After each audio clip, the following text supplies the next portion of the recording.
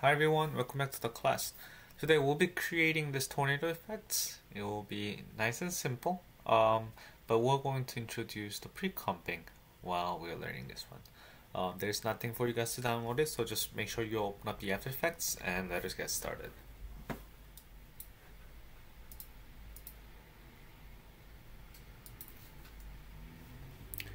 Alright, so first thing first, let's go ahead and open up and create a new composition. We'll rename this one Tornado Animation Main. We'll keep the width and height by 1280 by 720, frame rate to 30, resolution to full, and we'll say duration 5 seconds. And we'll keep the background color black. Once you have it, let's go ahead and click OK. On top, let's go ahead and click and hold our shape tool. Anything that has little triangle, that means there's an extra when you click and hold it. I'll choose the ellipse tool. Make sure for the fill color,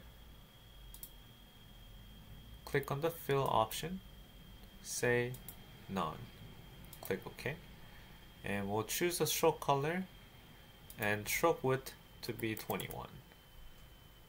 That should be plenty for us. We'll just click and drag and create a circle. And then once you're done, always come back to the selection tool. I'll just put this one at the center.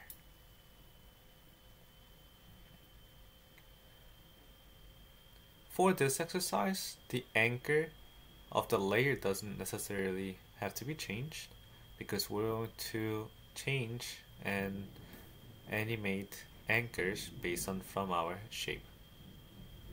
Let's go ahead and open up ellipse 1 and let's go ahead and change the shape of the stroke. So let's go to the stroke, open up the stroke.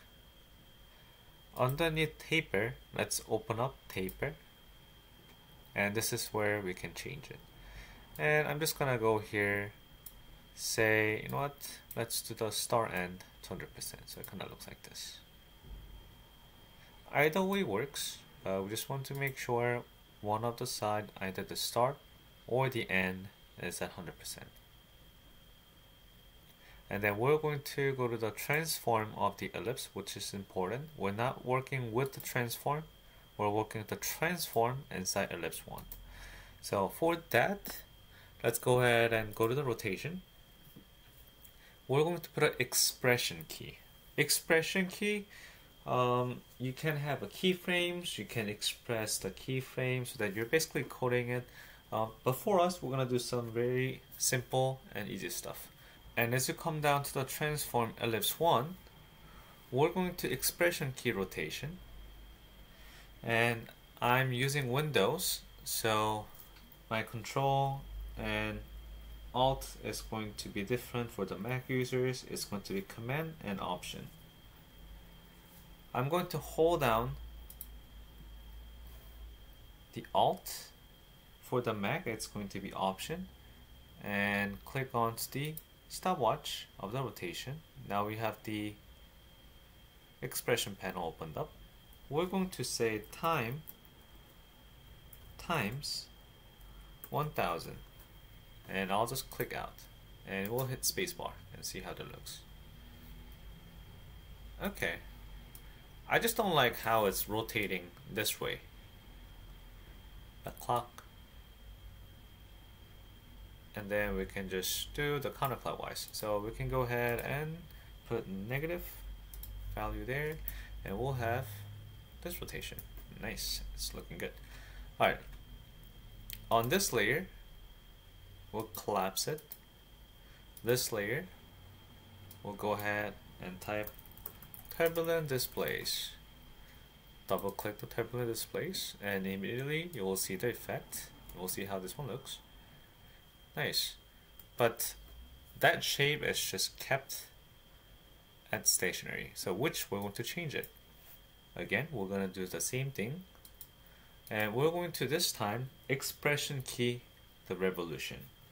Hold down to the Alt, click, and we'll say time times 500. And let's see how that changes. Nice, I think this actually adds some nice characteristic to it. I think the size might be a little bit too big, so I'll reduce down to 50, and let's see how that actually looks. Cool. What if I increase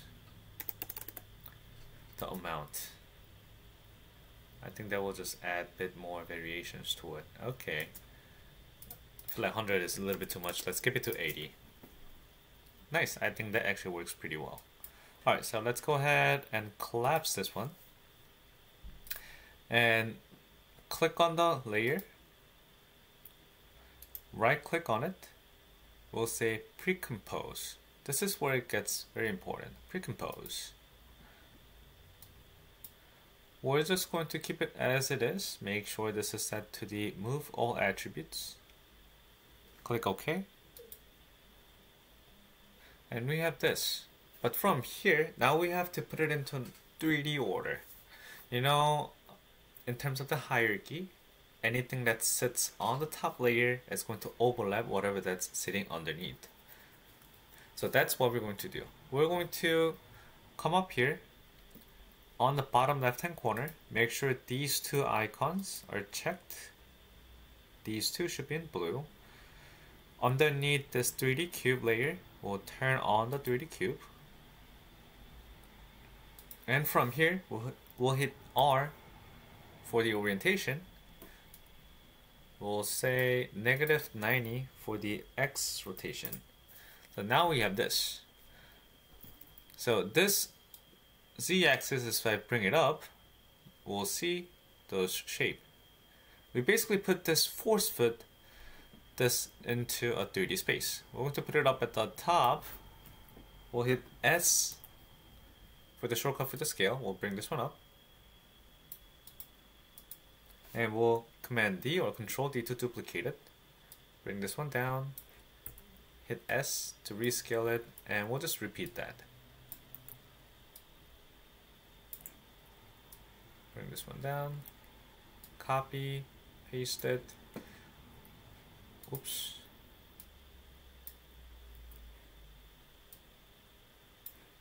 Hit S. Bring it. Duplicate. Hit S. Duplicate it, bring it down, hit S, and at some point you probably won't be able to see the shape. In that case, just look at the value difference. Previous was 67 for me, so I'll say go roughly about 58, and that should be plenty enough. I'm basically reducing down by 10 increments, roughly about. And I'll work until we have something in 20s. Alright, so all these, we're going to click, move all the way to the bottom of the layer, shift click, so I'm selecting everything, and then right click on the layer. We'll say precompose once more. We'll say tornado. Click OK. So now we have this, but we kind of need to move around in terms of the camera view. So let's go to the layer new, camera. Make sure the type is set to 2 nodes. Click OK. Yeah, that's fine. This tornado, we need to turn that into a 3D layer. We'll do that. And make sure you toggle on the second one. It says for composition layer, collapse transformation for vector layers continuously rasterize. We need this one to be turned on in order for us to see the effects clearly. This at the top, these are the shortcuts for the camera tools. If you like to use the shortcuts, you can hold on to the command or option on the Windows. If you hold on to it, you will see the icon changes.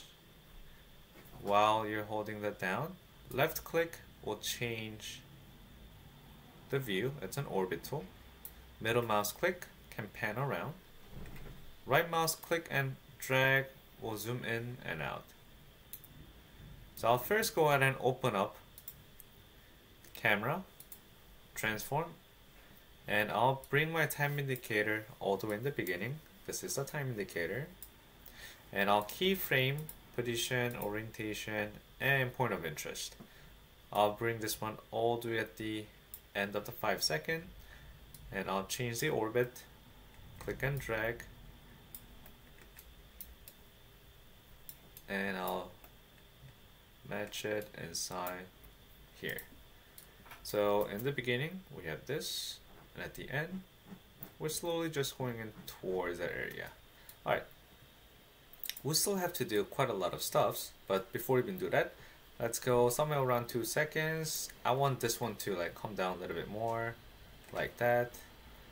And right in between, I want this to kind of zoom in a little bit more before we kind of zoom out. So I'll just go ahead and zoom that in a little bit more, creating a nice sense of depth. So let's hit spacebar to see what's going on. Okay, I think that is pretty solid, looking pretty solid. Alright, let's go ahead and double click on the tornado because we pre-composed it. So all those are here. Everything's moving literally at the same speed, same rotation, and same everything, even the colors. So we need to offset it. Here's how we can offset it. You can click one of the layer, bring this one, and make it into random staircase like, because what ends up doing here is that we only see the stuff where your time indicator is, so they are basically starting at a different timeline. So let's just go ahead and rearrange those.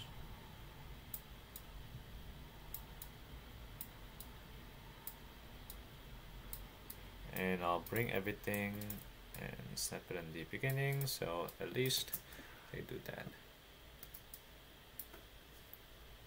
I think this one can stay a little bit longer, so I'll just do that. Okay, so now let's take a look.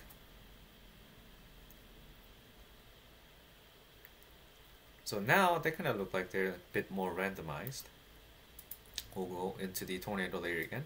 Alright, let's go ahead and click on one of the layers, and let's go to the effects and preset. We'll type fill, and we'll double click on fill. And now from here, let's go ahead and change the color. I think red is fine for just a couple of them.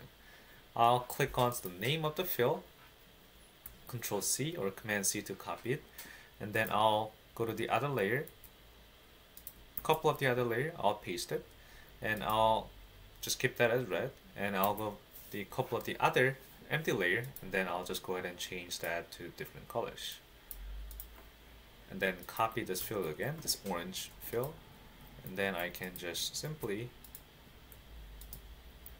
paste that one, and then I'll go to this one. Now I'm gonna change that to a bit more lighter yellowish color, copy that one, and let's go ahead and take a look what we have for the end result.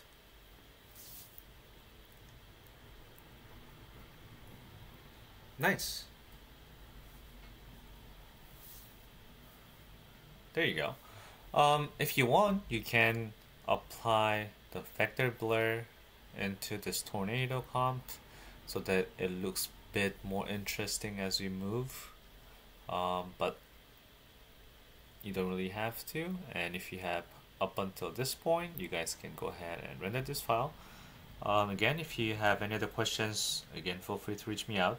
And please, if you just reach me out to the email, that's a lot better, because I can reply back to you guys faster and help you guys directly. So feel free to reach me out to the email. And have fun, and I'll see you guys in the next class. Take care.